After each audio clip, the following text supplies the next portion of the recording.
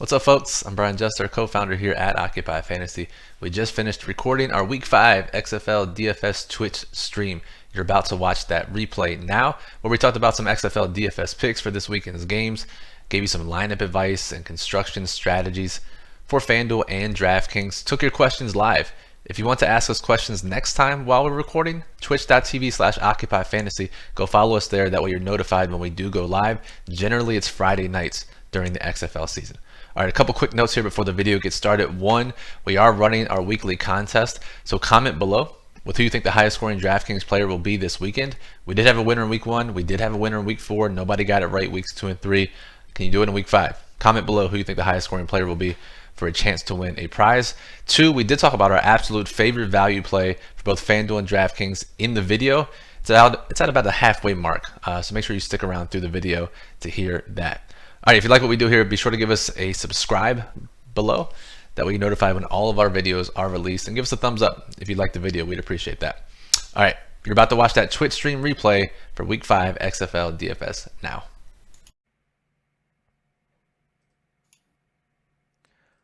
Hello, everybody, and welcome to the Week 5 edition of this Twitch stream where we talk about XFL, DFS, sports betting, betting odds, lineup advice for DraftKings, FanDuel, all your betting options as well. How to tackle it from a very unique perspective, and I think we got it down pat. Maybe 5 weeks. Finally have enough data to make some good conclusions, and see where things are trending. And I think, Brian, there's going to be a list here that maybe by the end of the season might include every single person affiliated with the XFL. I've tried to be judicious in my additions to the XFL loser list, the canceled list, the fraud alert list, whatever you want to call it. But the level of incompetency in the XFL just forced my hand. We talked about this, Chris and I did in our podcast this week. Most of this was stemming from frustration in the middle of the second games of the weekends when my lineups just needed one or two things and they weren't happening. So yeah, if anyone has additions to these lists, people in the XFL you think should be canceled, let me know, because I'll gladly welcome any options to add to the list. I will say who is not canceled, by the way, are the fans, because they are showing up religiously to these football games. They're definitely canceled. Wearing the craziest things that I've ever seen. Yeah, that's why they're canceled. I don't know, man. They're showing up in 40-degree weather to a less than professional football league. Yeah. Like if you put your XFL team's record in your Twitter handle, that's weird. You're on the list. Yeah. So, but we're here to talk about XFL DFS, and for those of you who are watching this live on Twitch, what's up? Hop in the chat, ask questions. We're here till like 9:30ish. The daily plug you see on screen, occupyfantasy.com, runs through everything you need for this slate: top plays, lineup advice, lineup construction strategies, FanDuel and DraftKings 2-game slate, 4-game slate, each single game slate. Talk about leverage spots, because each week we find guys that are 50 to 75% owned, especially on FanDuel's 2-game slates, that have no reason to warrant that kind of ownership, and eventually we'll capitalize on them failing. Yeah, I mean, I know we talked about Cam Phillips being like literally 80% owned every contest and blowing up for 50 points. He finally had a bust week. So if you faded him, you probably did pretty well. Yes, definitely. But then, I mean, there was guys like on Saturday in week 4, DeMornay Pearson-L for St. Louis, who lost his role. He wasn't even playing full complement of snaps, and he was like 50% owned. And of course, he was one of the highest scoring players. So that's frustrating to me. But again, it's really exciting to see the amount of leverage and high risk opportunities we have in DFS for XFL. So yeah. Now, one thing that I meant, I don't know, this isn't really DFS related, but I guess more popularity involved. I was looking at some of the MVP odds, which I didn't even know they were having an MVP. I didn't know the league was that cool. But over at PointsBet, PJ Walker after week 4 is minus 149, and Jordan Ta'amu is plus 130. Everyone else is in the 10 to 1 or greater. Outside of those two, real quick, do you think that there's anybody that stands a chance, or are those two kind of in their own league? Well, here's a question: do you know when they vote for MVP? Because in NFL, right, they vote or it's based on the regular season. Before it's voted before the Super Bowl. Do we know when this is voted on? I wish I knew, but no, I didn't know. Yeah, I mean, if it's based on the regular season, I mean, I know they're 4-0, but Houston is very dangerously close on fraud alert, and PJ Walker hasn't been the best quarterback from like a skill perspective. If you look at any grading system, even some traditional metrics, just that he plays in the pass heavy offense and he's made some plays with his legs, so he deserves to be the MVP front runner right now for sure, without question. I don't know who else I would pick. I think if LA wasn't terrible and 1-3, I think Josh Johnson has a real shot at it. And if they can get some wins here and sneak into the playoffs, I think he has a real good chance of getting it. But all the hype is around PJ Walker, so I think it makes sense that he is the favorite. Yeah. Okay. Perfect. Yeah. And like you said, I don't know, man. Just watching these games back, it just seems that there's so many other people that one or two mistakes could absolutely change the way the entire game has gone. I know we were talking briefly before Cardale Jones, absolutely on fraud alert. He needs just more than a couple of plays to go right for him. His last two games have been god awful. Yeah. So hopefully he can get it together. I mean, they have the defense there, but yeah. I mean, if he can just connect with a couple of those big shots he seems to be missing his last 2 weeks, he can definitely be in play this week. Yeah, I mean, again, this is going to be a leverage spot because what does everyone know? I mean, I literally tweeted about it, so I know, and I think people who follow us are aware that Cardale has been. Most. You know how many fantasy points he scored in the last 2 weeks? Probably like 5. You're very close. He scored 4 in 2 weeks. Eesh. 4 fantasy points as a quarterback in 2 weeks. Wow. And people know that. They'll look at the game logs. They'll see that. DC hasn't scored a touchdown since week 2. People will see that. But finally coming back home field advantage has been pretty huge so far in the XFL. Mm-hmm. I think them getting back home, St. Louis, traveling on the road, letdown spot for St. Louis, public betting St. Louis. I like Cardale. Like you said, he's still airing it out downfield. If he connects on just one of those passes to Tompkins or Ross, it's a completely different narrative. Yeah. And I love him as a play in week 4 here, or week 5. Sorry. Yeah. Now, and you mentioned there about Rashad Ross. He's actually on our underperforming wide receivers list. For those who don't know, I painstakingly track the air yards as these games get incredibly worse. The more I grunge charting these, especially as the prize pools go down. But I think DraftKings actually went up under prize pool, right? No, they dropped tremendously. So their top prize is $25K. It started the season as $100K to first, down to $25K. Big oof. We'll see. I mean, yeah. New York has made it legal now, so we'll see if that ups the prize pool, but still probably not. Probably not. No, but yeah. Speaking of that, the same way we do it with NFL, where we track basically expected performance versus actual performance. We see who over the trailing couple of weeks has been vastly underperforming. Rashad Ross fits that bill as their number one underperforming wide receiver. So if you do Cardale and Rashad Ross, that right there is going to be not only just a leverage play, but huge upside. They connect on any of those 45-yard bombs that he throws to Ross. You're looking really good. Ross, he leads the league in average depth of target, right? Yes, he does. I mean, he's averaging like 24 yards per target or something insane. Let's see. Let's pull up our spreadsheet here. And so if we go to the total, yeah, so his average depth of target is 23.5 yards. Wow. I mean, no one else is going to be even close to that. Like, who's 23.71? Is that Dantes Bird probably? Blacknall. Oh, Blacknall for LA. Nice. Yeah, him. And a couple other people who have a little bit of just small targets. But the fact that he's leading the league in air yards on 20 targets, considering Cam Phillips is 31, Reynolds is 27, Spruce 28, that's insane.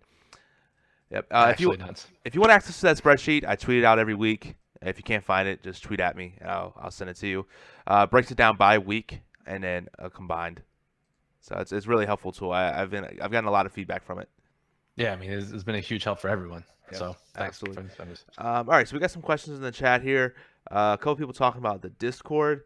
If you don't have access to it and you're a subscriber, hit us up, whether on Twitter, Twitch, however you want to do it, and we'll make sure you get you set up. Um, Jake says hopping in late, but since Sammy Dumpster Fire Coates is out this week, where do we burn our money?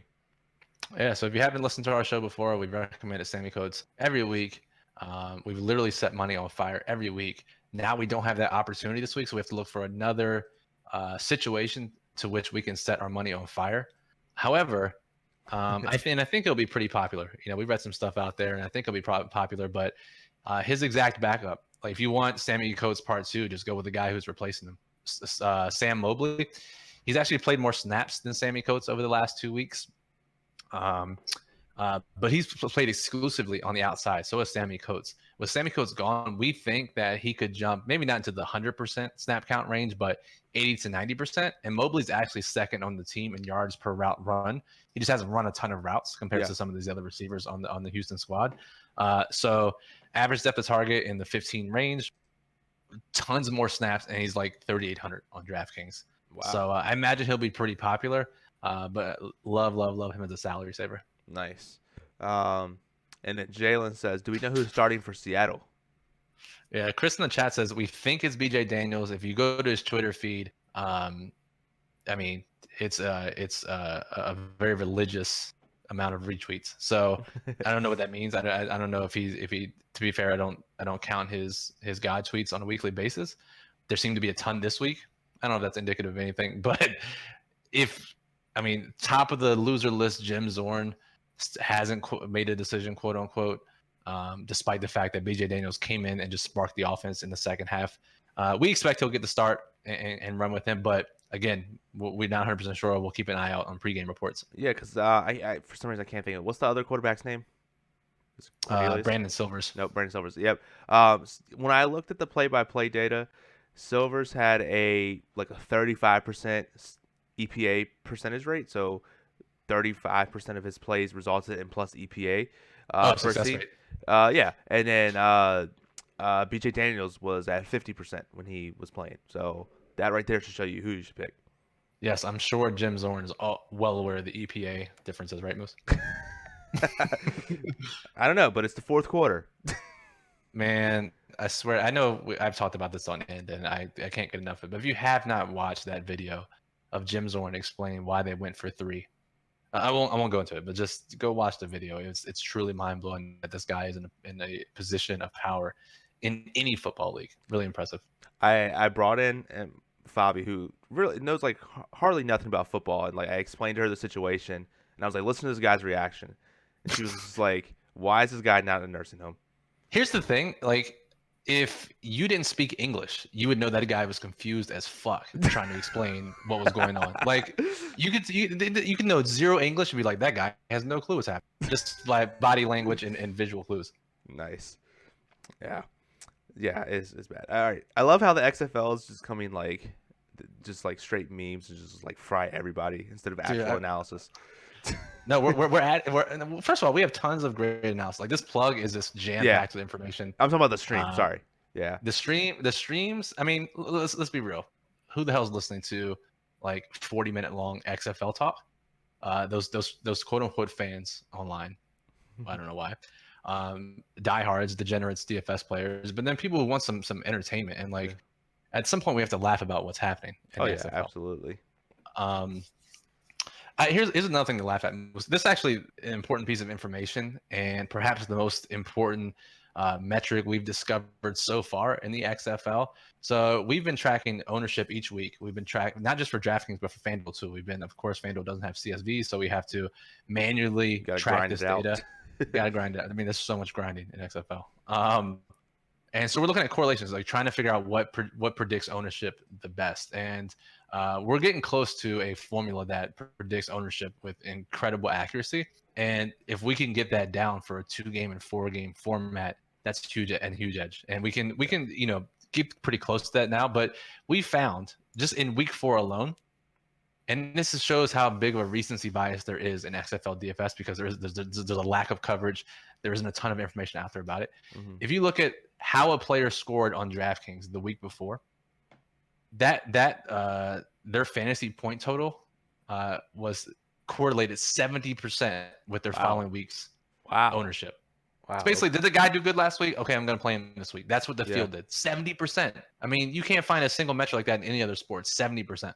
No, but here's the thing, right? Like, it's the lack of like public data, whether it's from the XFL or the analytical community. It's like if you go, like, I literally been trying for like 3 months to get access to their API, and every time I get in contact with someone, they're like, either it's not ready or what's an API, and I'm just like, Jesus Christ. Well, you've been having some troubles with APIs lately. Dude, people just can't make good APIs. Jake with the question says, it seems like New York's definitely the play, right? I don't know if New York is definitely the play as far as the spread goes, Jake, or if you mean the New York defense is the play. I like New York from a spread perspective too, but New York's defense against Dallas, I like it. I think they're probably the best salary saver. Team defenses against Dallas have done pretty well this year. It's because they pass the ball like 90% of the time, and passes equal more opportunities for sacks and turnovers. So definitely makes sense, and they're super cheap. And they can help you save to spend up at other spots. Yep. And he's talking about the New York defense, and that is the lowest game total of the week at 37. The only other game, the DC game, is at 39. So, I mean, if that game goes under and you have a defense like that, you can get a couple sacks, maybe a pick or something. I could see where you could do that defense. Yeah, I mean, every defense that has played Dallas so far this season has scored at least 5 fantasy points on DraftKings. So, I mean, Dallas literally passes the ball 75% of the time in neutral situations. So, when you have a guy who was an Instagram model before the season started, being the quarterback, and he's passing the ball 75% of the time, that's a pretty good recipe for any defense. Yeah, definitely. Speaking of, I know you said spreads and stuff. Is there any spread or total that you like this week? Yeah, I really like DC. Okay. Love DC. Let me check the spreads here, but yeah. So right now, last time I checked, they were only getting 30% of the spread bets. Okay. Yeah, it's still around that. In DC right now, at PointsBet is 4.5. If you do go to PointsBet and use promo code Occupy to sign up, you can get two risk-free bets. Up to one bet up to $500. If you want to put $500 on XFL, go ahead. Then that'll help us out. If you're a true maniac, you can put your $500 free play on XFL. Yeah. I honestly, I like DC. Mm-hmm. I talked about it earlier. Perfect spot for them. I do kind of like New York +8. I know they're on the road, and home field advantage is pretty important here. I don't know. This isn't the right spot for Tampa Bay, but they literally lead the league in offensive yards and defensive yards allowed, but they're 1-3. I just hate the fact that they're traveling across the country to face LA in this matchup. So, and they're playing randomly at 9:00 on Sunday. I don't know why. All right, so quick questions. One from Jake: why isn't McKay higher off-brand? I don't know. I mean, the ceiling in that offense is pretty low, especially with Luis Perez. He targeted Colby Pearson more in his debut, so we give a slight edge to Pearson. And McKay's air yards just haven't really been there outside the first couple of weeks.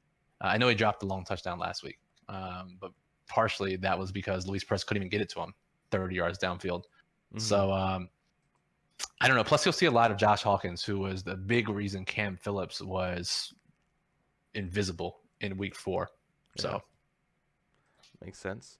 And then the other question from Jalen says, who are your 2 must-play wide receivers GPP this weekend? Do you want to name one and I'll name one, I guess? Yeah. I think Sam Mobley. That's my favorite play.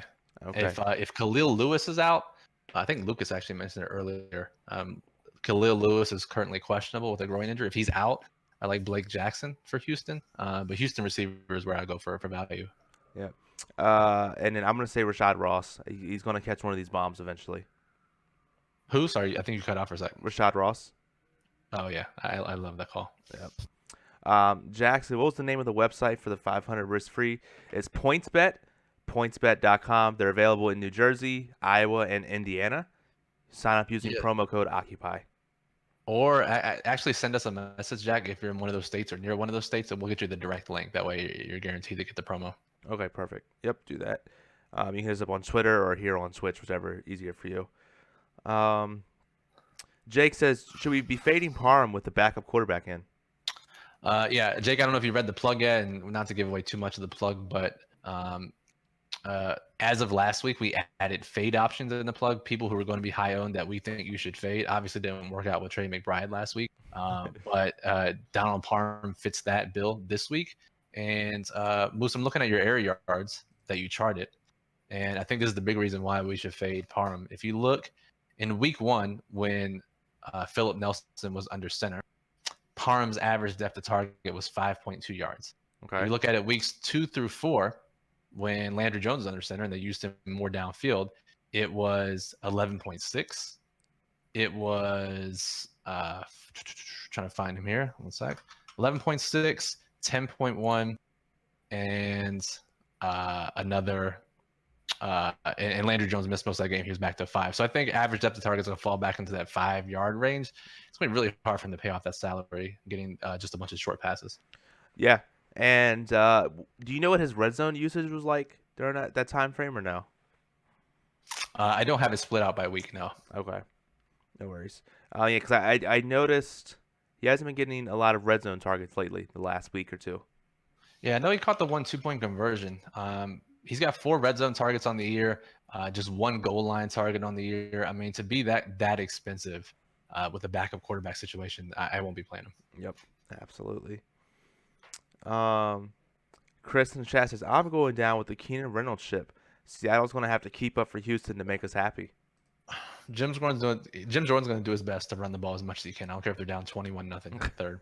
So I would prefer Silvers under center, but we'll see. Keenan Reynolds in a game where they should, in theory, have to throw more is a great play. A big reason why we have him here on screen. Yep, makes sense. Cool beans. So we'll be here for 5 or so more minutes. If you have questions, guys, keep them coming. Let's see. Jake says, what happened to Jones and Michael last week? Didn't get to watch the game. And will they play / bounce back? Seattle loaded the box up, and Seattle's been pretty good at stopping the run so far this year, and they did a great job against those two. And again, they're still just take a step back. There's still Matt Jones and Christian Michael, so they're going to have games where they get less than 1 yards per carry. But DC has just been getting shredded on the ground in the past few weeks. They made a couple defensive adjustments throughout the week. This week, we'll see if it changes. But again, they should still be getting tons of carries as long as St. Louis keeps this game within a score. Yep, absolutely works for me. Lucas in chat says, any XFL props that y'all like this week? Can I bring up the Caesars prop sheet? Yeah, let's bring it up for sure and talk about that. Yep. So shout out to Caesars. Every week, I think this is the 3rd week they've done it, where they're putting up some sort of player props for you to bet. Do you know what the limits are? I haven't confirmed, but I believe it would probably be maybe 500, which is what their other props normally are. I mean, I'd be totally fine with getting 500 down on some of these props. Yeah, and so if we can open this image in a new tab and High tech here, guys. I know, right? So for this first game, the Dragons. Actually, before we started, I thought it was actually really freaking cool. ESPN put these props up and like compared them in during the game, like see who was. Did they? Yeah, it was actually really cool. I missed that part. Yeah. All right. So, anything stick out to you this Dragons Roughnecks game? Yeah, Phillips over 65.5. I like Farrow over. We talked about in the plug. He actually had a bit of a role change in week 4 where the first 3 weeks they were just splitting 3 ways with him and Gardner and Trey Williams, but he actually played more snaps than both those guys combined in week 4. So if that continues, you gotta like him hitting over 39.5. Yeah, that's a good play there. And then what about the Guardians with the Renegades? Let's scroll down a bit. Jake is asking in the chat if Matt Jones and Christian Michael are going to play, and he said, "What are the 12-year-old reporters saying?" Oh, yeah. If it's not an XFL weekend, if we don't get a wrong report from a credentialed reporter who looks like they're 7 years old. I'm telling you, man, they didn't need to let me get that media pass. I'll be in them streets all day. You would ask the most direct questions, and they would kick you out after a week. Yeah, be like, all right, Is he actually playing? Well, I didn't ask that shit. Is he playing? Is he playing Jim Zorn? Who's starting? Yeah. So, um, Jalen says, "Are we doing a baseball show tomorrow?" We're gonna do the subscriber only stream at some point tomorrow. And the baseball slate locks a little bit later tomorrow. It actually locks after XFL starts. So we'll do a show before XFL lock, and we'll cover both. Perfect. Yeah. What do you think about the Luis Perez under passing yards? That's a low total, but I don't know. Yeah, I don't know. I mean, if I don't know if these are available anywhere else, so maybe we're just talking about it in theory here, but like we don't know for sure if he's gonna start the whole game, if McGloin's gonna play some. If Perez is starting the whole game, that's a pretty low number in a game where they should be trailing. Yeah, and then your max bet we talked about this earlier was Flynn Nagel, right? Over. Yeah, Flynn Nagel for sure. Nagel. I mean, that's the biggest gimme bet I've ever seen.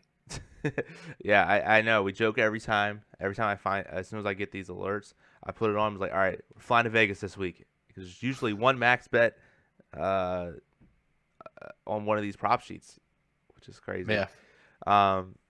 Cool. Let's see. As Lucas points out, it says, yeah, a little Cactus League action tomorrow. It's 2K to first on DraftKings.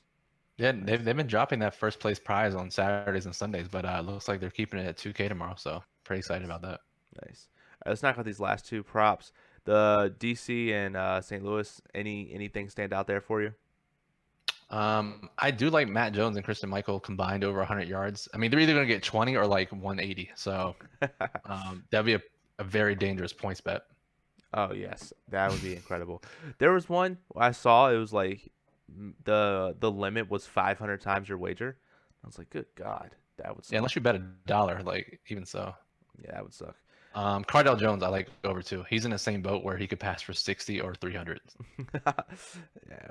Yeah. And then last one, the Vipers at Wildcats. I know it got cut off here, but anything stand out?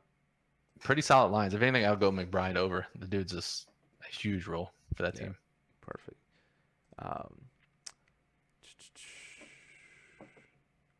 And then Jalen says Cactus League in play on DraftKings tomorrow.